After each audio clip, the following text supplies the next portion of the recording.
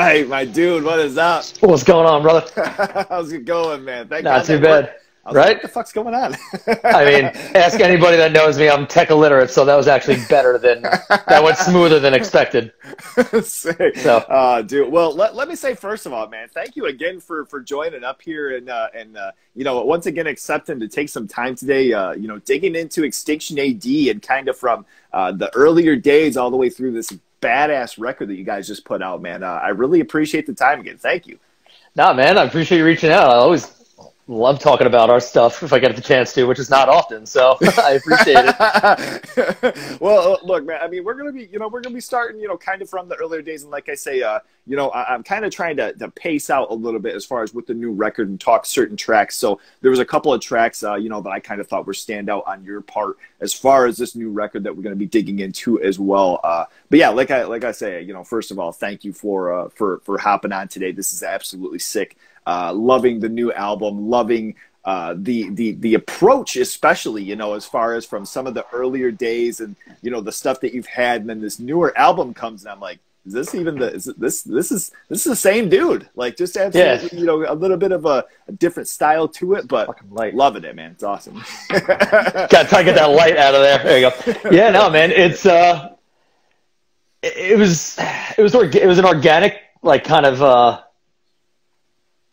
pinpoint of what we were doing. It's not like we like consciously like thought about it. It's just like, this is what we were writing, this is what we were going for, and it's what the guys are writing. And you know, as much as I possibly could, I tried to just stay within the music, and it worked out well. And I think it's the best sounding record. I think the songs are the best. I think it's just like, I think we're all agree that it's like the band hit a stride with this record, with how we wanted to sound and the execution of it. So I think it went pretty well. So I'm glad you dig it too.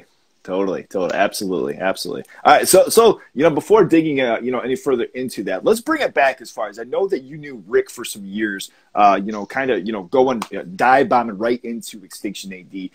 But, you know, as far as, did you know Tom and Ian beforehand, and how did this all kind of come about initially, the earlier memories of Extinction AD coming, you know, to play?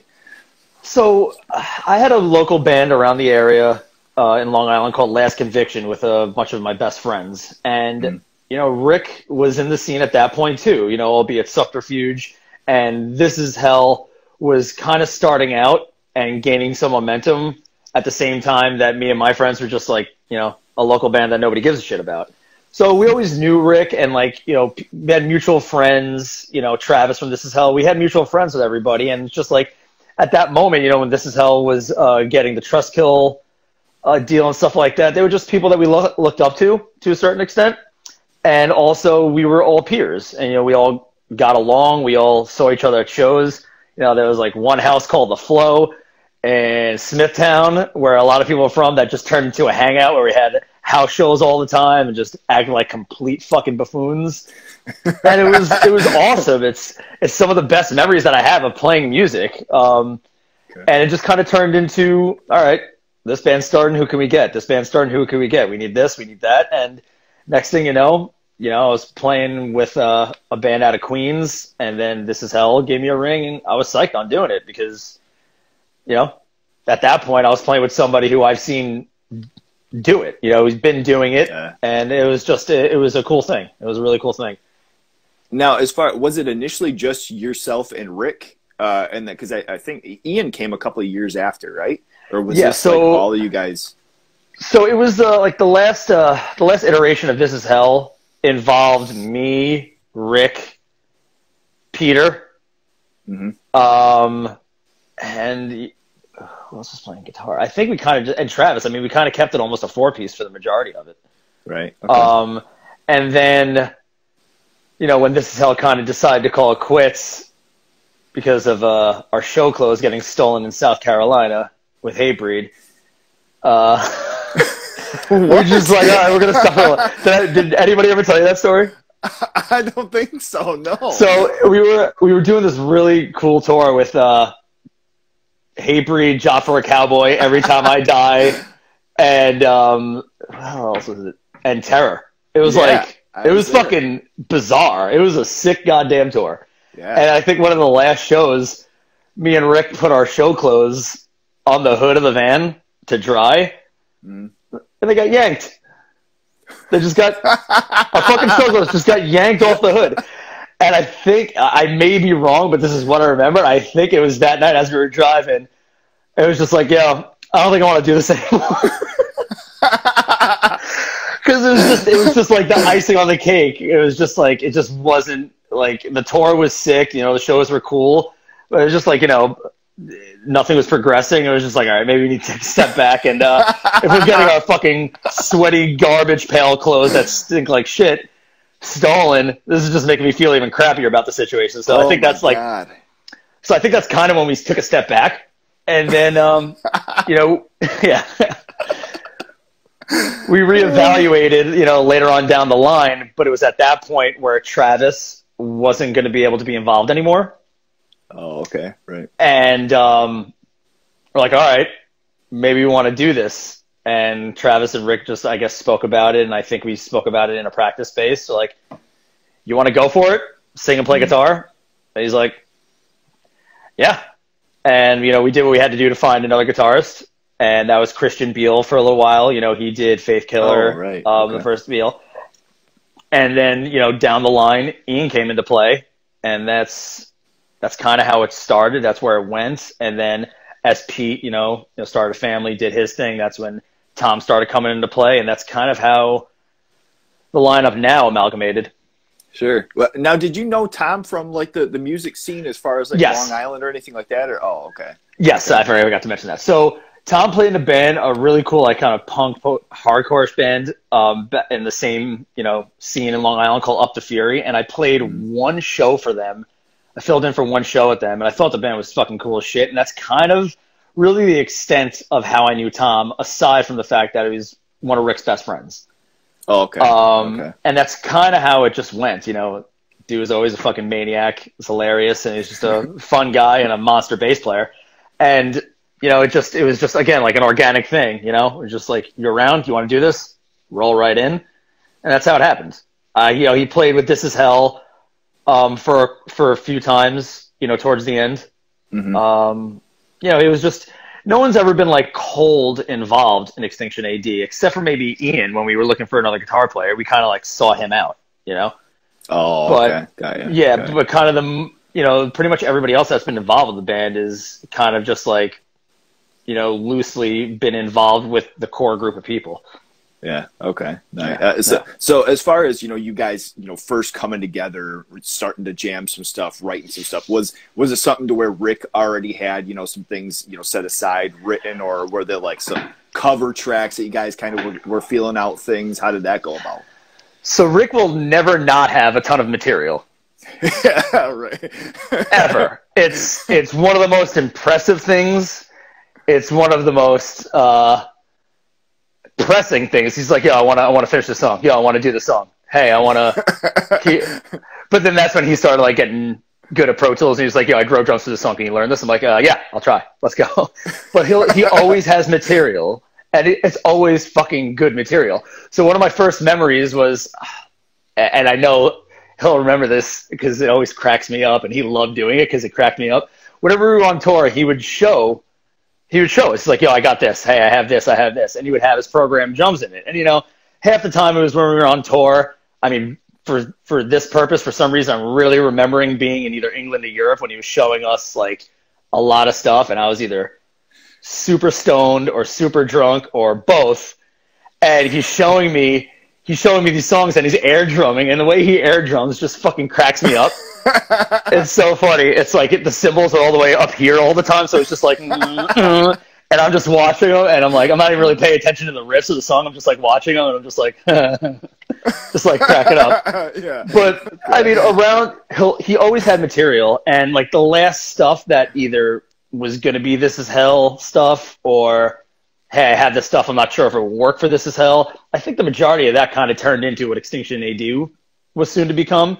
Okay. And yeah, I mean, you know, you heard the tail end of This Is Hell stuff. You know, it was getting more riff heavy. You know, a little more focused, a little more precise. It was just, it was moving out of hardcore.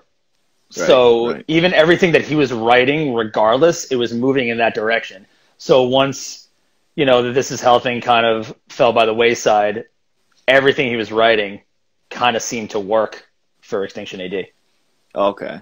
Yeah, and I mean, with Black Mass, and then you guys put out, the EP that was after too. That was kind of like a full after, Weight of the World. Yeah. It was very much like a full dive into, the whole like thrash and really heavier, like metal genre too. So, what about as far as the initial demo? So you guys put out the first demo there. What was the first track that you remember working on as far as maybe the foundation of the band sound? Look, man, I'm gonna be completely honest with you. I have a shit memory. I don't even fucking remember the demo. Like, for real. Okay. I really, really don't. I don't remember what I did yesterday, which is probably, like, why I got written up at my job on my birthday. But, like, that's neither here nor there. Oh, no. I don't remember much of the demo. Like, I really don't. Like, when I think about, I start with Play Prophecy. That's kind of what, like, I remember doing, and I remember, like, going full into what we were trying to accomplish. I mean, you could probably educate me what the fuck the demo was, like, honestly. So okay. Well, and touching on the EP there, with Plague Prophecy, you had mentioned the last time that we had talked as far as Mummified and some of the other things being earlier things. So maybe even start there as far as kind of jumping in. Like I said, I was gonna try to make sure I have solid material for you today. I was listening to it earlier, and I distinctly remember recording it. If I remember correctly, I remember recording it in Massachusetts with Moss, and it was exciting because we were finally we were doing something really cool in a cool setting with someone that we liked, and it seemed like it was just happening really, really smooth. At least to my memory, it was. Talking about drums, I used like this really cool kit that he had, this like purple sparkle Tama, Birch Boot Bingham in there, and his studio was super cool, and he was just really fun and easy to work with. And it was the first like kind of like real thing that we were doing as a band, so the excitement was there. You know what I mean? Yeah. Okay. We were all just super happy and pumped to hear the riffs coming out of the tube into the computer and hearing it back. It's just like, fucking yeah, man. I'm like, this is what we've been like waiting to do. Yeah. It was fucking sick. And I remember, I'm thinking about it now. Oh, what the hell song? Doomsday fucking scared me. When Rick showed me that song, I was just like, that's really fucking fast. And it's just like, if I want to play what I want to play and play it that fast, I really got to practice. And it's funny because it just kept on happening even more and more. They're just writing faster, and I'm only getting older and having less time to practice. And I'm just like, this is fucking getting harder and harder. But again, like when Rick comes to the table with a riff, it's so he's so excited about it that it's just infectious. It makes everybody so excited about it. And then when we start refining it and working on it together, it's just like, yeah. I'm like, all right, it's gonna take a little work, but I'll get it. You know what I mean? Like, and that's how I think that's how the most thing I remember about Plague Prophecy. It's just like it was exciting. It was, oh, we're doing this. Like we're actually gonna do this band. And the lyrical content, everything that came with the band was a conscious decision. And whether I had any input on the decision or not, or if it was like the brainchild of like Rick before the band ever even came, it was something that I supported, and it was something that I definitely wanted to be a part of, especially now given the times, the band stayed true to what we're going for, albeit musically and topically. And seeing that at the start and like knowing that we're doing it was exciting, and it still is exciting, just like the shirt that got released today, like that shit. It's that's so how sick. It's how we all fucking feel, man. And for us to be able to like, however small the platform is, for us to even get it out there for people to see, it's fucking cool. And it will it will always be cool, With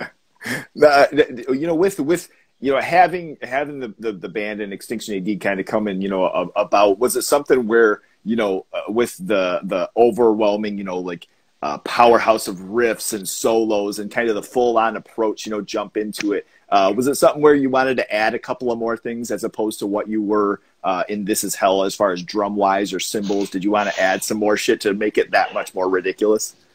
You know, it's funny because when I was reading over your questions, you remember Always Sunny when Fat Mac was just like eating enchiladas? There's just like no restrictions, no restrictions.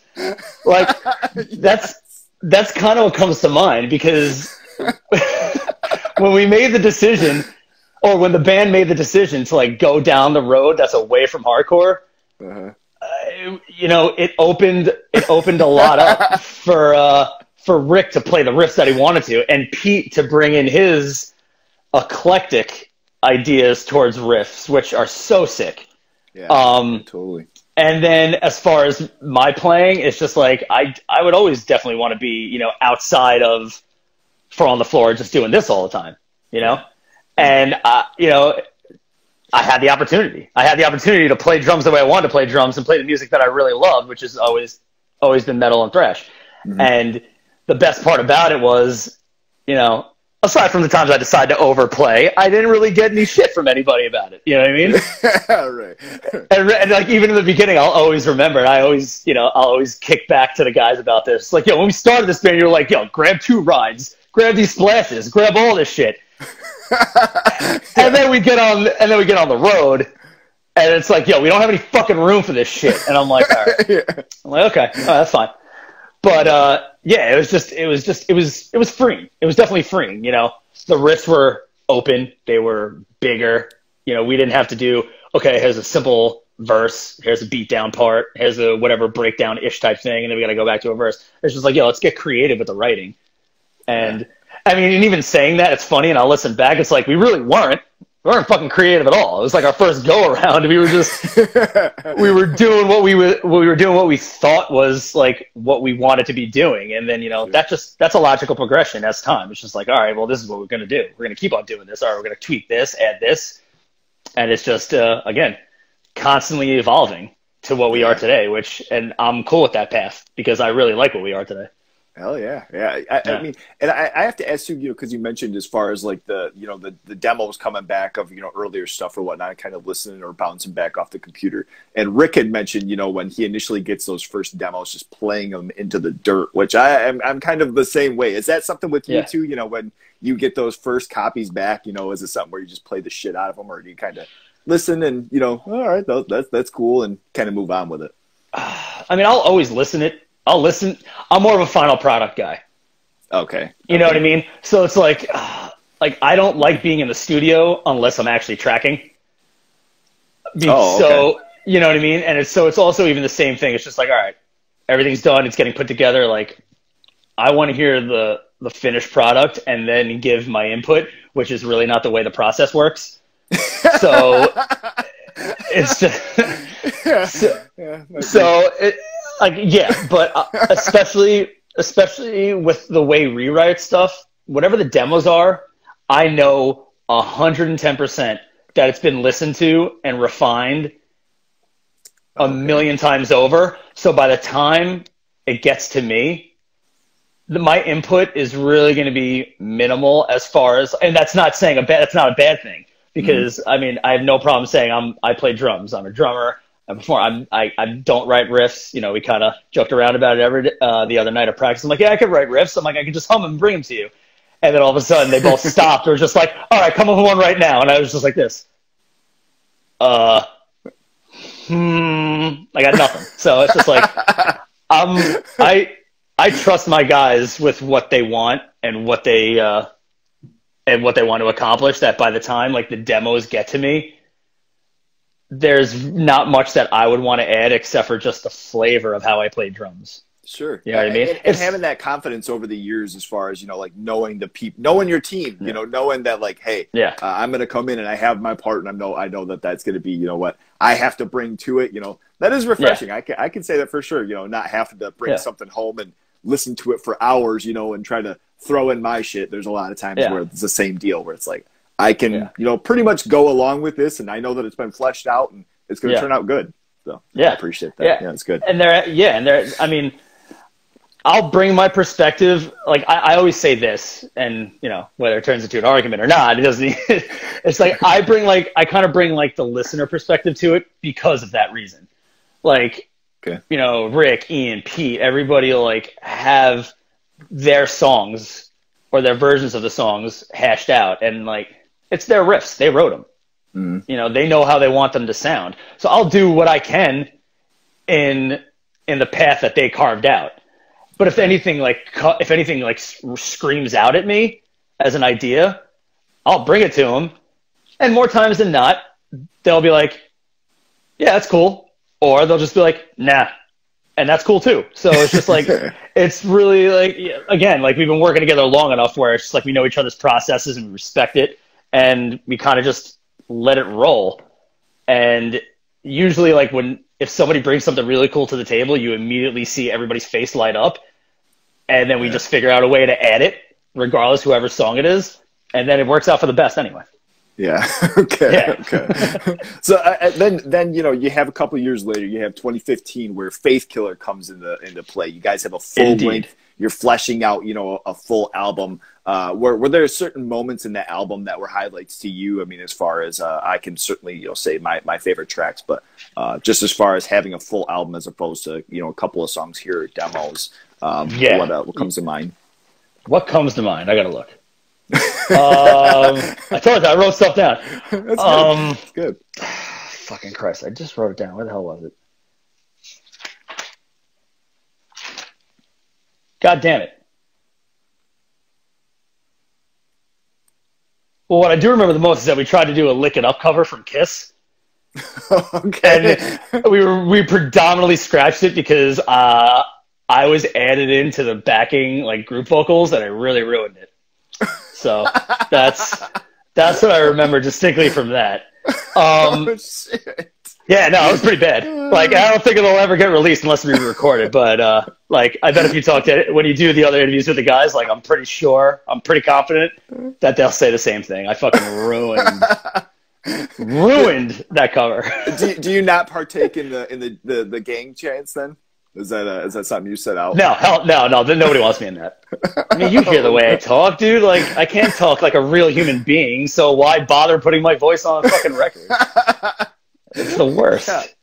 God, I mean, it's funny, you know, because there are, you know, like certain people you hear where every once in a while you hear their talking voice, or maybe even vice versa. You hear their singing voice, and then you hear them, you know, just regular talk afterwards. It's like, how the hell did that happen? You know, or I mean, like a classic version is Ozzy Osbourne. You know, you hear him talk, and you're like, what the fuck happened? Where is this guy coming back?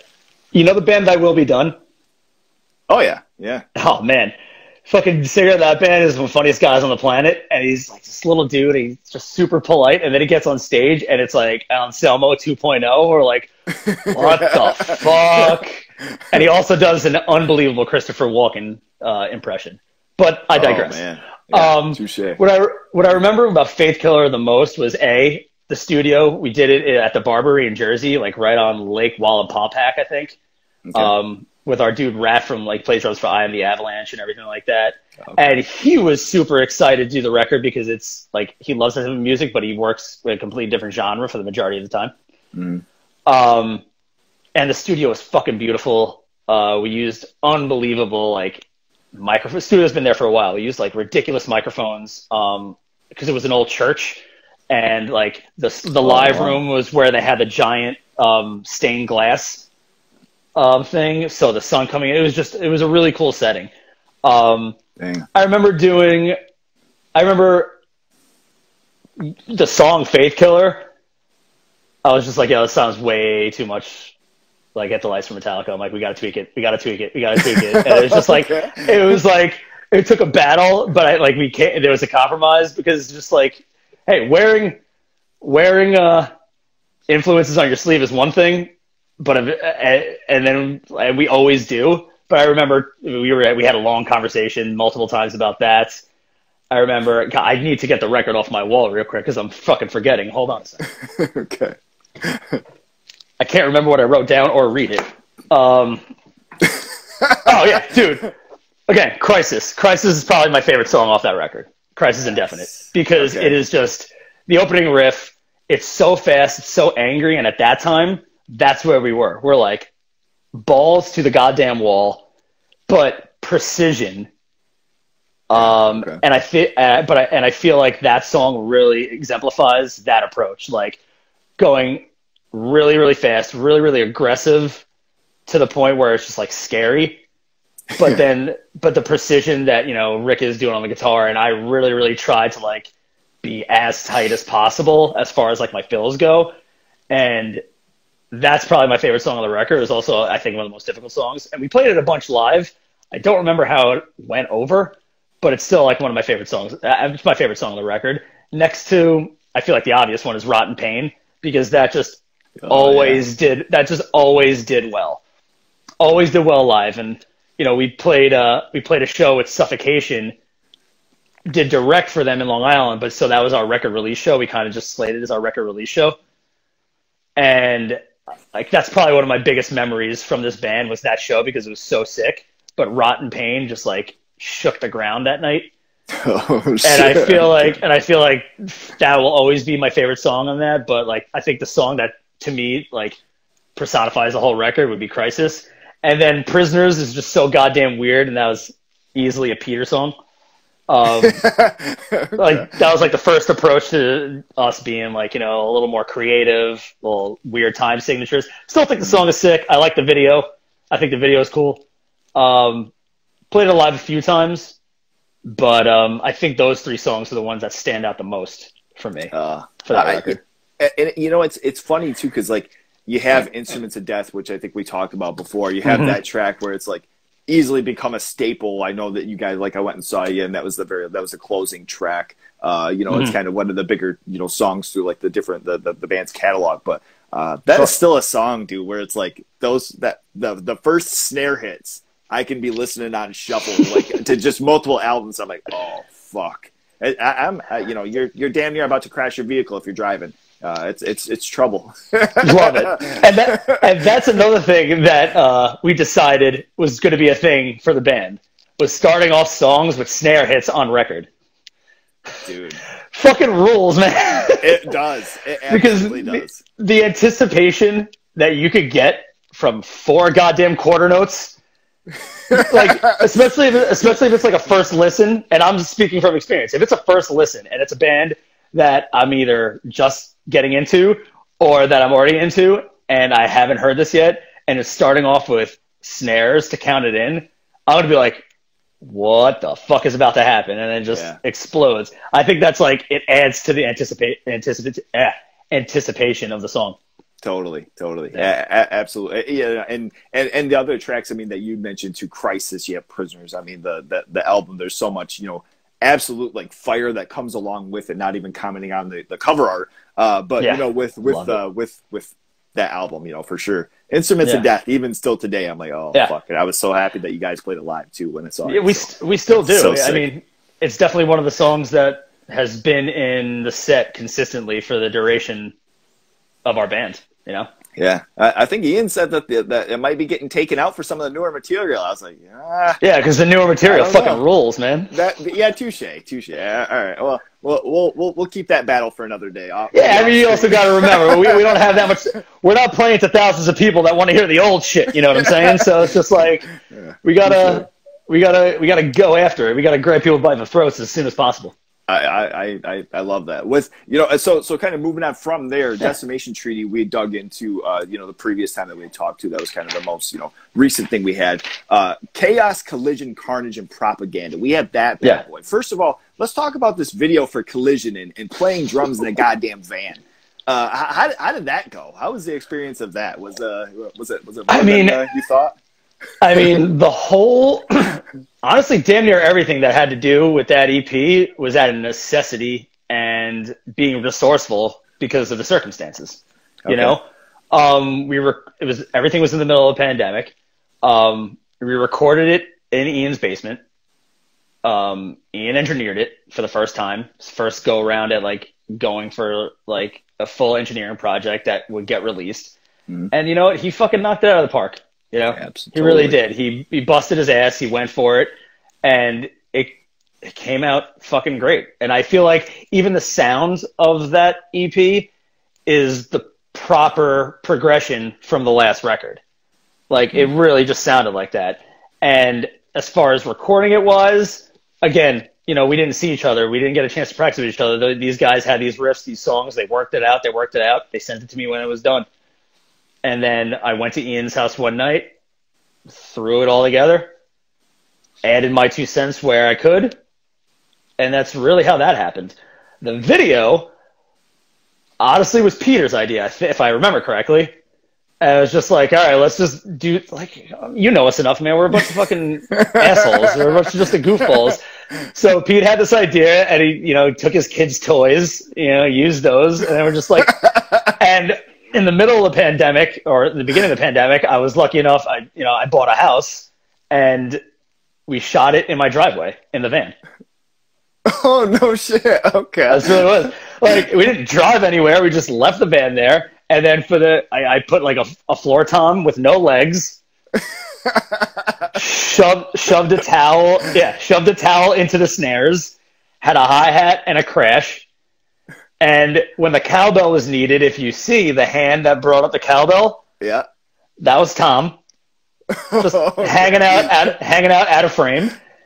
And, you know, it was a Thelma and Louise vibe, but, you know, Pete edited it and made it look ridiculous. And, all the shit, all the captions that are said, that is stuff that we, like, say regular. Yeah, like, none of it makes any sense. It's all dumb as dog shit. But, I mean, we say it all the time. If somebody was a fly on the wall in the van or in the practice room, you would have no idea what's being talked about ever. Right. And then you'd be like, these guys are fucking dickheads to each other. And it's just like, that's all it is. So it's great. It was fun. I think that's a little bit of a victim of the road, you know, and kind of just having endless hours with each other. And, you know, every once in a while, those things just come out where all of a sudden you're just being completely shitty to each other. And, you know, somebody hears that from outside of the circle, you know, and they're like, oh, God, they're going to be breaking up next week. It's like, no, dude, fuck off. Yeah. Somebody just has to walk away for 10 minutes, grab a coffee or a beer, and everything will be fine. Everything will be fine. Now, did you have anything as far as any moments where you're full on into filming and you look out and somebody's just staring at you guys while you're in your driveway filming? I just had, I was like, I'm a new homeowner. My neighbors are only separated by hedges. And I'm just like, all right. I'm like, let's just fucking do it. I'm like, let's see how this goes. And he's the coolest dude in the world. Like, I lucked out with my neighbors. Like, it's a younger Polish family. They drink more than anybody I've ever seen. They party their asses off. So Mike, the neighbor, he just pokes us like, you guys shooting a video, I see, huh? And I'm like, yeah. He's like, pretty cool. And just walks away. Damn, okay. You lucked out. Yeah. Yeah. That's sick. And I just finished turning the garage into our practice space. And, I was nervous because we needed to start practicing. I didn't have a door hooked up yet, so it's still fairly loud, and I don't want to upset my neighbors. But the first time that we started practicing, I get a text message from a number that I might have had saved that I lost, I guess, when I got a new phone. And I was just like, oh, great, here we go. And instead of it being shitty, it said, sounds fucking good, man. Glad to hear some real music around here. Damn. That's awesome. Like, all right. I'm like, all right, guys, we're good. We're good. Yeah, yeah. Bring over a bottle of champagne or something to that dude. That guy's a fucking MVP for sure. I can't because I still don't know which one it is. I thought you were talking about it was the same neighbor over there. No, different one. Number wasn't saved in my phone, so I'm like, hey, thanks, man. Oh, yeah. Still couldn't figure it out, but awesome. So far so good. Still haven't had any issues yet. So. Okay, awesome. Well, so as far as you guys covering Propaganda, obviously, you know, knowing, the whole band's, influences and interests and things, was there ever any other talk as far as another Sepultura track? Or I know Ian mentioned that it was initially supposed to be a split with another band. Was there another track that was supposed to be, or was that? I don't think so. I don't think so. At least I don't remember. It very well could have been something that was discussed without me. I just don't remember, but Propaganda was always a song that we fucked around with in the practice space that just ended up going very well because we all know the song. Did it a couple times live. It fucking ruled. And the more we played it live, the more we played it good. And again, out of necessity, because we wanted to release something, given the circumstances of, you know, signing with Unique Leader and the pandemic. We wanted to do something to pique a little more interest and just do something cool. So we did that. And, you know, when we decide that we do want to play it live, I mean, the intro will always get a fucking reaction. Mm-hmm. You know, we played totally. when Extinction AD and This Is Hell went over to England. You know, Extinction AD played it at one of the shows that we did with Harm's Way, and like I shit you not, the second that Ian started it, all of a sudden I saw the merch guy for one of the English bands straight up jump onto his table and fly into the pit, and it was one of the coolest, like I'm talking like the second that he started, I was like, holy shit. And it was cool. So I feel like it was just kind of like a no-brainer, you know? Yeah, for sure. Yeah. I mean, and it's funny because, like, I guess touching on this EP, and then this is going to, you know, boil over into Culture of Violence too. But like, yeah. I remember those tracks first, you know, coming out and like listening to them. And it was a thing where I'd go back and I'd like put on Faith Killer or Decimation Tree. It was like, not a knock whatsoever towards those, but it was like, I can't get enough of this like fucking energy off of this EP. So from there, now digging into, you know, Culture of Violence, where all of a sudden it was like, you have Mastic come out, you had 1992, those initial, you know, first singles that ended up coming out were, I mean, pretty fucking blowing away, you know, as far as like a fan and kind of hearing the progression, hearing these tracks coming out, and I'm like, holy shit, where is the idea of this sound, you know, and as far as, you know, kind of like a more simplified playing as far as, you know, from your approach too. So you were mentioning that it wasn't really anything as far as, you know, coming at it and having a drastic difference, but just more or less a necessity to the music as far as your approach in playing. Yeah, and I'll kind of stick with that. I mean, at the end of the day, you know, Ian did a good amount of writing for that. Mm-hmm. And, you know, we wanted to add more groove. You know, playing fast is cool, and we still do a lot. But, you know, fucking, they had you know, Ian and Rick and Pete worked on these riffs. This is what it turned into. And it wasn't, you know, a mile a minute. So there's no point in me playing a mile a minute. Mm-hmm. And, you know, it felt good to just fucking sit back a little bit behind the click and just like drive the goddamn music. And, totally. And that's really all it came to. And I think we had this conversation when it came out. It was just like, there's really no conscious effort. You know, there was, I mean, there were a couple times where I would like, you know, try to like, you know, fucking do my little bullshit. And it was just like, nah. I'm like, yeah, you're probably right. Or we argued about it. I don't know. I can't remember, but it turned into what it turned into. But I mean, again, like, you know, we want to groove as much as possible. Like there's so many different levels of heavy when it comes to heavy metal that I think you don't have to be super technically proficient at all times. You know, you can, you pick and choose your spots, which I think could almost be more impressive. And you just roll with the tunes. And that was kind of where CCCP came from and went, you know? Yeah. But then again, Carnage is a fucking ass kicker. Like, you know, playing that live, me and Tom will look at each other before I counted, and I'm just like, okay, let's go. Yeah, dude. That song, I always say it's not necessarily difficult to play. It's just that it's so fast, and the phrases of the song go in and out of each other so quick that if I'm not just like staring at my toms locked into the song, I'm gonna fucking miss something, or I'm just gonna fall off. So there you go. I mean, I think that EP kind of just spells out where we are as a band. It's just like, we want to groove and drive and put our feet through the floor. But by the way, we could also fucking scorch your goddamn face, you know? Yeah. So. For sure. Well, so as far as when Culture of Violence comes, you know, to play, was it some months after, as far as you guys started writing the EP, or how did that end up coming, you know, as far as when you heard that, you know, you were going to be putting out a new full length? I mean, we had the material, you know, we had the material, we worked on it.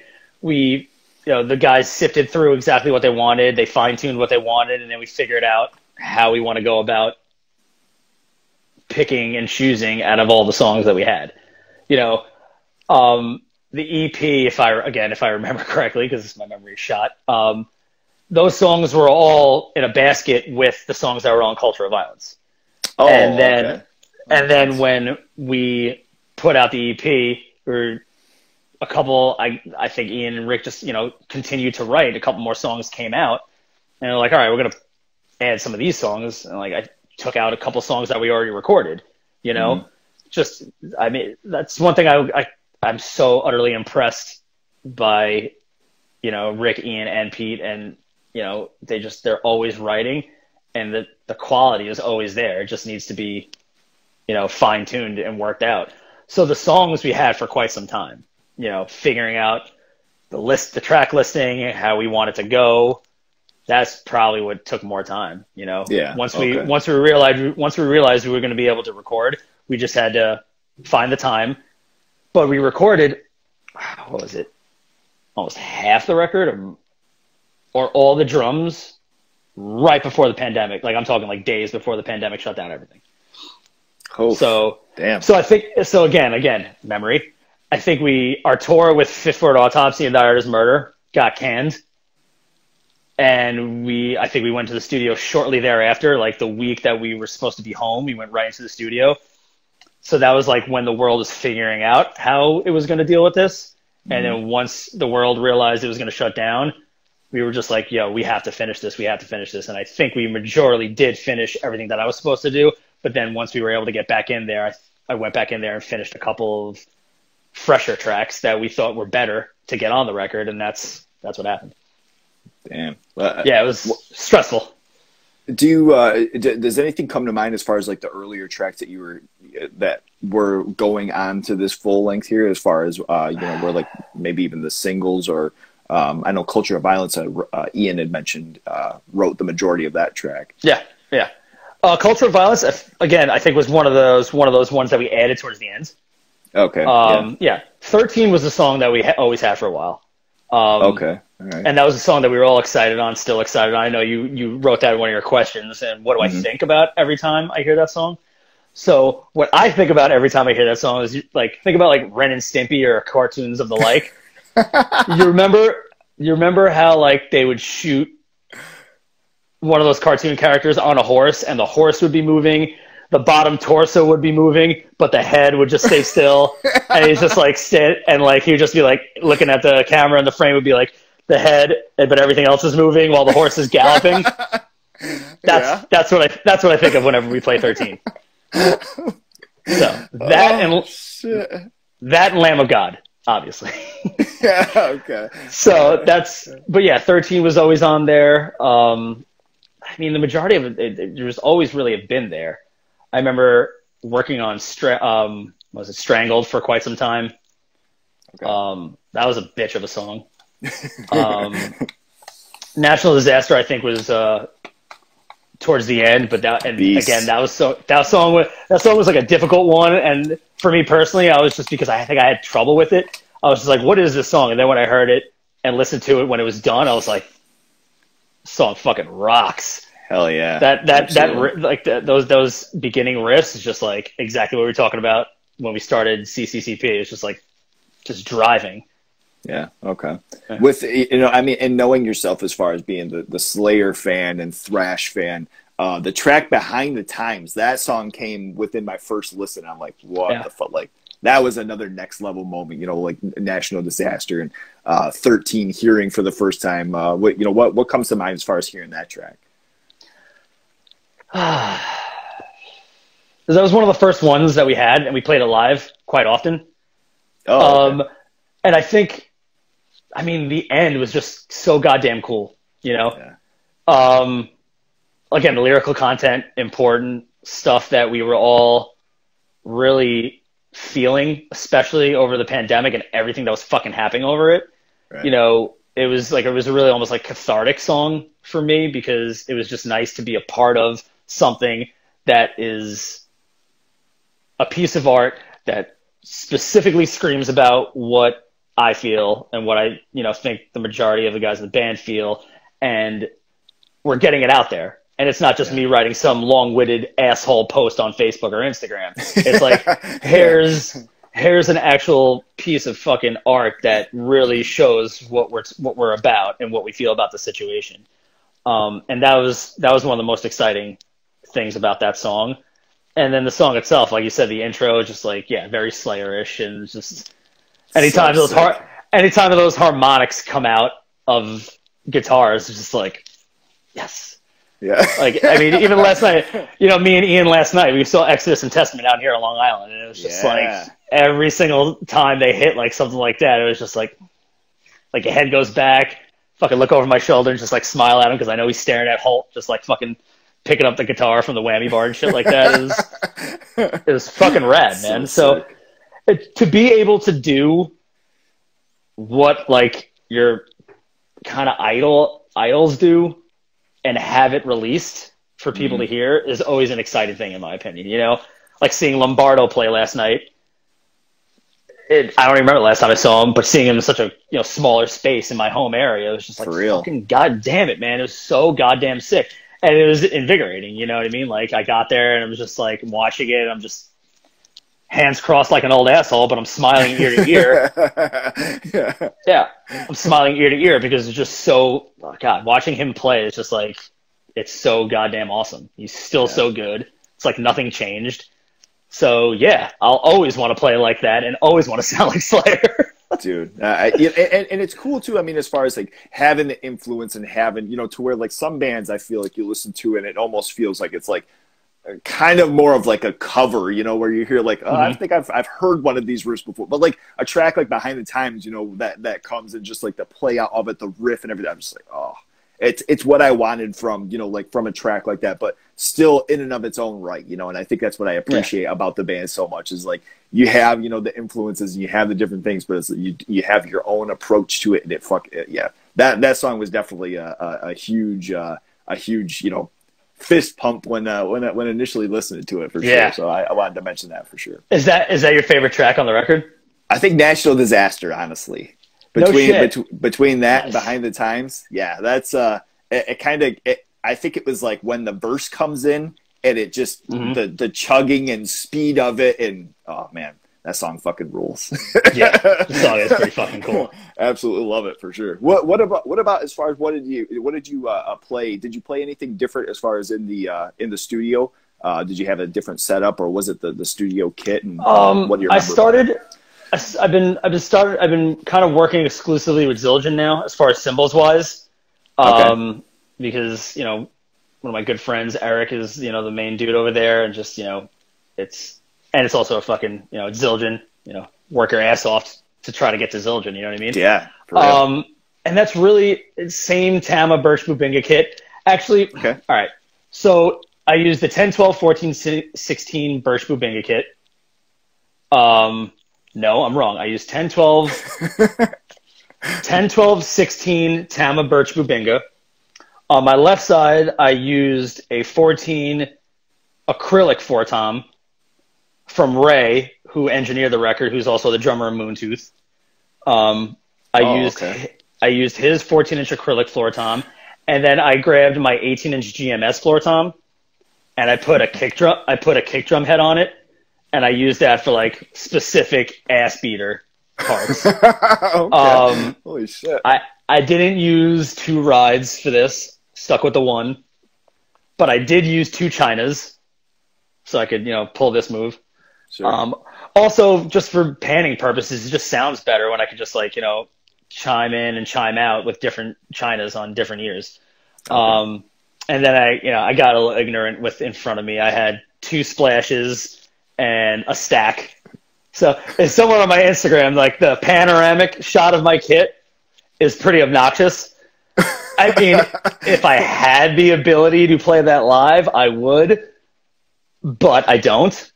But for the studio, I take advantage of the space, and I'm like, I'm using all of this shit. So the kit I use is pretty extensive, but I use like, two crashes for actual crashes, one like ride crash to beat on for verses, an EFX, sorry, Eric, an EFX for like accent hits, two Chinas, 10 and a 12 splash, and a stack of like a dry hi-hat top, and a 15-inch Oriental China from Zildjian. Shit.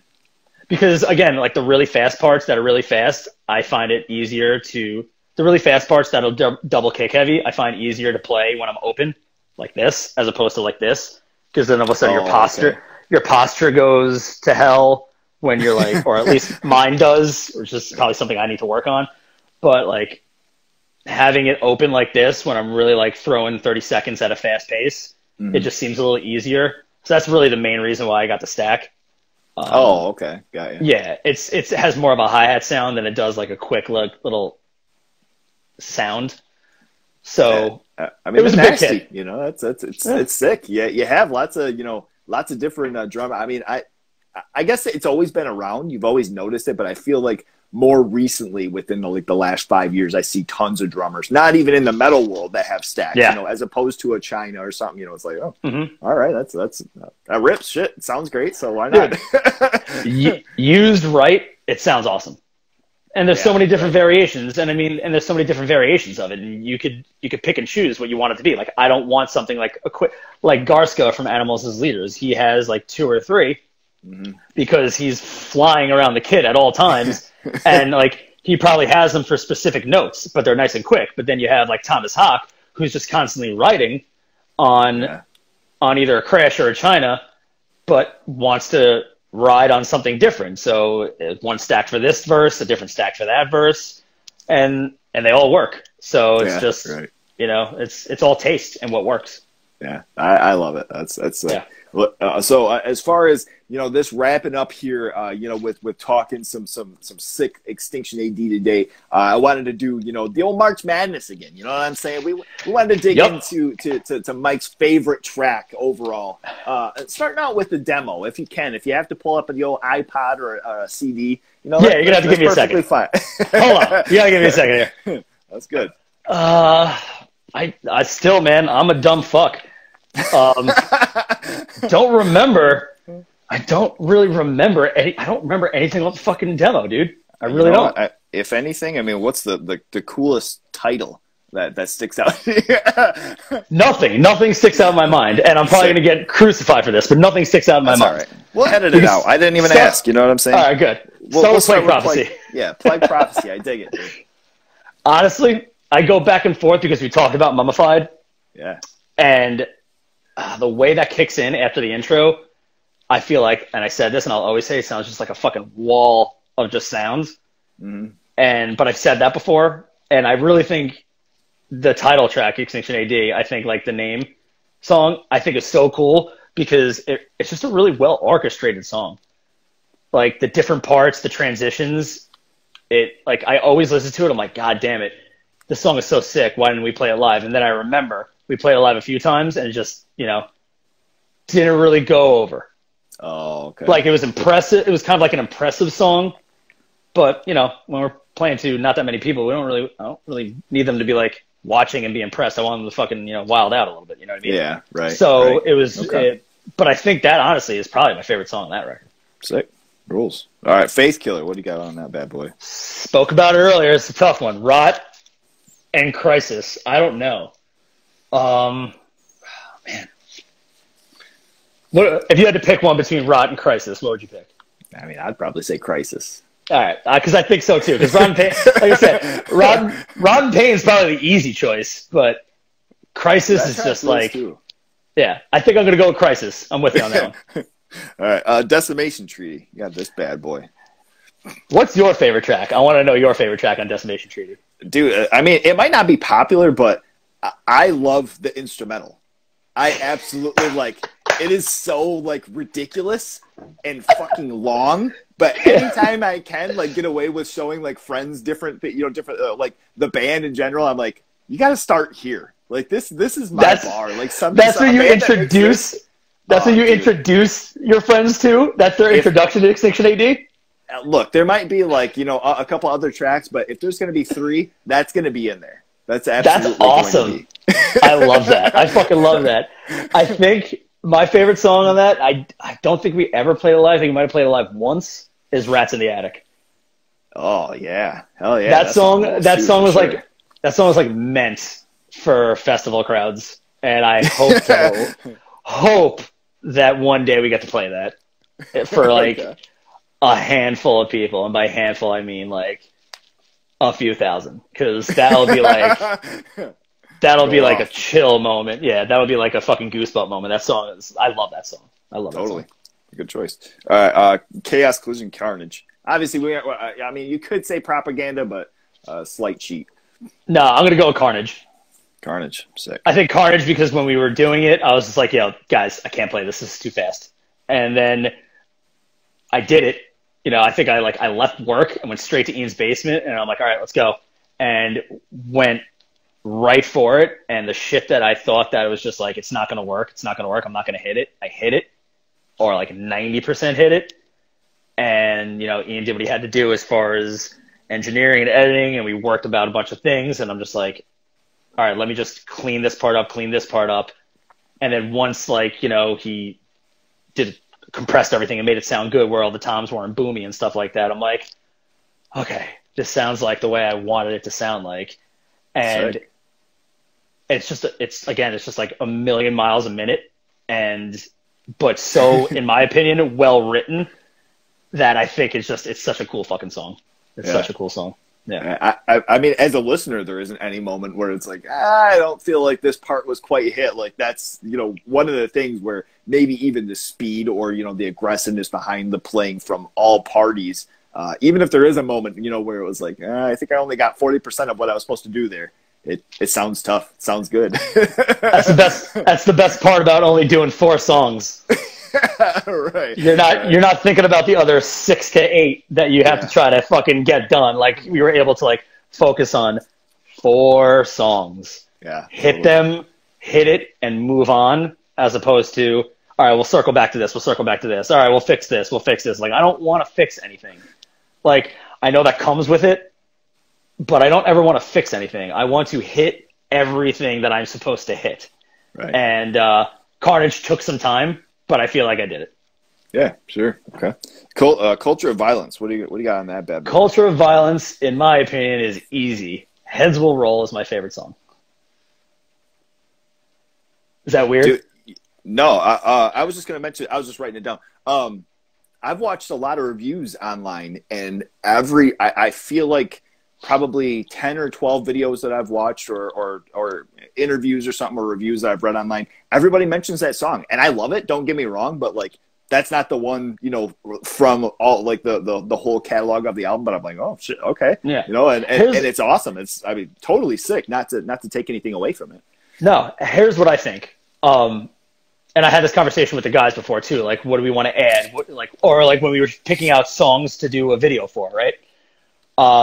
This one was my vote. And the reason why it was my vote is because I feel like it's the first song where there is a memorable theme to it. Oh, okay. Like, those 3 fucking dumb notes that we always come back to. And one of my favorite parts of the whole record is how we start a verse on the offbeat of coming into that. And like just really going after those 3 notes. Mm-hmm. And always circling back to it somehow. I feel like that's almost like a theme, and it's very, like, you know, lyric driven, you know, like Rick's cadence. Like, I just feel like it's such a memorable song for things that aren't technical. You know what I mean? Sure. Okay. I see what you're saying. And I love that about the song, and I think that's why it's my favorite song. Even though obviously, like, Ian's solos are fucking off the chart. Ian's solos are insane on that song, and it's just like, every time I listen to it, I'm just like, this dude's got to give himself a little more credit, man. This shit sounds fucking amazing. Totally. Absolutely.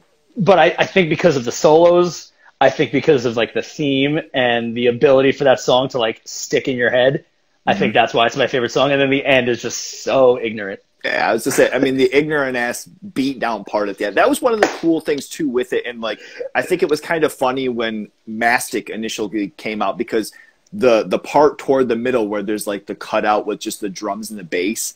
Yeah. Having the EP just coming out and having propaganda on it, I was like, oh, maybe they're like going to do like a little bit of like a fucking breakdown after. And it went into the solo, and I was like, oh, Yep. Okay. Yeah. And then after the solo, you know, it's like, oh, okay, now I see. You mean, so we went from the Sepultura part to the Pantera part. Yeah, that's exactly how. Right. Touche. No, that's fun. I mean, and I absolutely, I love that, you know, like so complimentary too. But, you know, and even with like Heads Will Roll having the, you know, like kind of the quick little note of like the you know, starting with the drum fill, you know, coming into it too. And into, you know, that cadence of it. Yeah, I can see it. I mean, like I say, it's not, you know, Strangled Band, Dominion, you know, I mean, like all the tracks on there, I can't really say anything, you know, negative about or say, you know, like I don't dig. So yeah, no, I'm glad, man. I appreciate that. It's nice too, because when I listen to it, like just on Spotify, you know, the record jumps out of the speakers like the way I always wanted it to. You know, I can't thank, you know, Westfall Recording, Ray, Marte, and Anthony Lapardo, the guys at Westfall, and Ray from Moontooth, who also engineered the record. Like, I can't thank them enough for just being so supportive and being so into the record and making it sound like what I think we always should have, in my opinion. Sure. It just sounds big. It sounds aggressive. You know, Ray made my drums sound exactly the way I always wanted them. And he was forceful, but nurturing in the studio at the same time for me, because he's a monster drummer himself. And he was like, I don't like that dude again. He's like, that was good. That was good. Like, he was just working me, and it was definitely the most enjoyable recording experience. And I think they did us a very good service, and I'm forever thankful for the product that they were able to put out for us. Totally. Yeah, and that even goes along with like the EP, you know, where it was like, I didn't realize that, you know, that Ian had put that on sonically was even, you know, a step up from like Decimation treating other things. Exactly. You know, from where I was like, oh shit, you know, they're kind of like, there's a different, you know, aggression, heaviness to it, you know, as far as, you know, listening, maybe headphones or through the speakers, you know, in the truck or whatever. And then this album coming out, you know, and finding out that Ian did the EP, and then this, you know, this album, you know, being done from somebody different, you know, I was like, doing it, getting it done. Like I said, like I really feel like the progression that we made from full length to EP to full length was right. You know, you listen to it and it made total sense. And I think, you know, full circle, like we were talking about earlier, I think as far as what the band sounds like, I feel like we are where we're supposed to be as far as what we sound like. And it's cool. That's cool. I dig that. So as far as if you had to choose initially between you have the title track Extinction AD, Crisis, and Rats in the Attic, what two tracks would you pick off of between those three? Oh man, get a little bit of a headache. Yeah. Oh, is that, do you hear my scratching over here? I'm sorry. Fuck, man. I feel like Carnage is like the perfect example. I got to put Carnage on there because it's gnarlier than both Rats and Heads. Okay. So I feel like there needs to be one and one. One needs to be like I said, a scorcher, and the other one needs to be like a fucking, I don't know. I think maybe I'll go with Carnage and Heads Will Roll.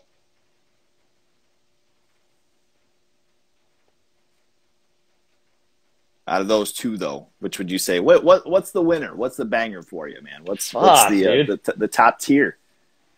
I'm being a friggin' homer here. I'm going with Heads Will Roll. I'm going with Heads Will Roll because it's my favorite song of the new record. I want to play that live so bad.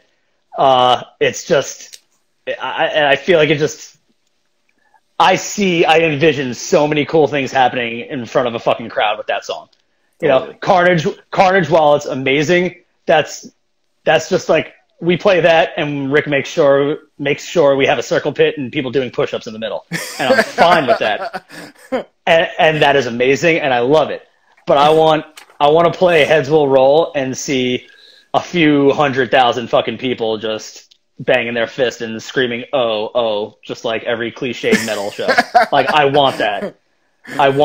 And I feel like Heads Will Roll will offer that the best. You know, and hopefully maybe even offering some heads actually rolling, you know what I'm saying? In fact, rolling. Ass beaters going.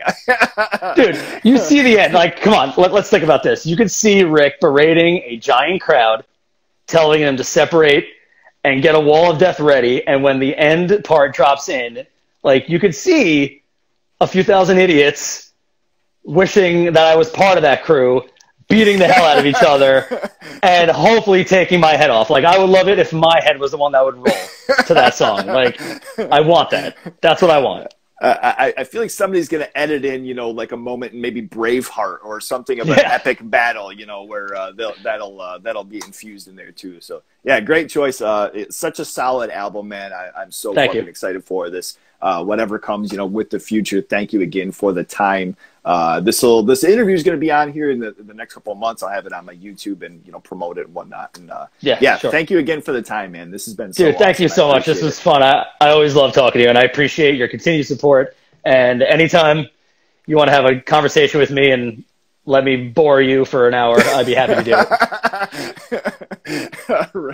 All right, man. Thank you again. I appreciate it, and keep up the good work, man. You take care. Thanks, man. I appreciate it. Thank you. See ya. He's a lo-fi horror guy. Yeah, he's kind of a guy, but he is so lo-fi horror guy. Yeah. Lo-fi horror guy has been recorded in front of a live studio audience.